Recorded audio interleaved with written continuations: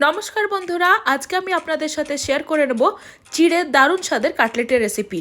এর জন্য নিয়ে নিয়েছি 300 গ্রামের মতো চিড়ে, যেটাকে আমি জল দিয়ে বেশ কিছুক্ষণ ভিজিয়ে রেখে দিয়েছি। তাতে জলটা চিড়েটা একটু সোক করে নেবে আর তারপর ভালো করে এটাকে জল ঝরিয়ে নিতে হবে। নিয়ে নিয়েছি দুটো সেদ্ধ আলু, আলুটাকে একটু স্ম্যাশ করে নেব। এরকমভাবে আলুটা যখন ভালো করে স্ম্যাশ করা হয়ে যাবে, এর মধ্যে আমরা যে চিড়েটা রেখেছিলাম জল ঝরিয়ে, সেই চিড়েটা মিশিয়ে দিতে হবে।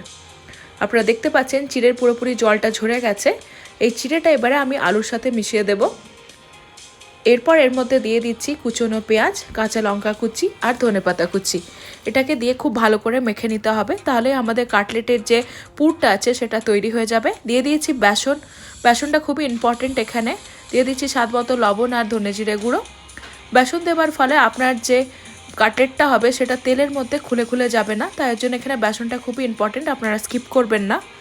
এরপর কাটলেটগুলোকে আমি ছোট ছোট সাইজে গড়ে নিচ্ছি, দেখতে পাচ্ছেন। এরপর গরম তেলের মধ্যে কাটলেটগুলোকে ফ্রাই করে নেব। আপনাদের যদি এয়ার ফ্রায়ার থেকে থাকে তাহলে আপনি এটাকে এয়ার ফ্রায়ারও ফ্রাই করতে পারেন, তাতে জিনিসটা আরও হেলদি হয়ে যাবে।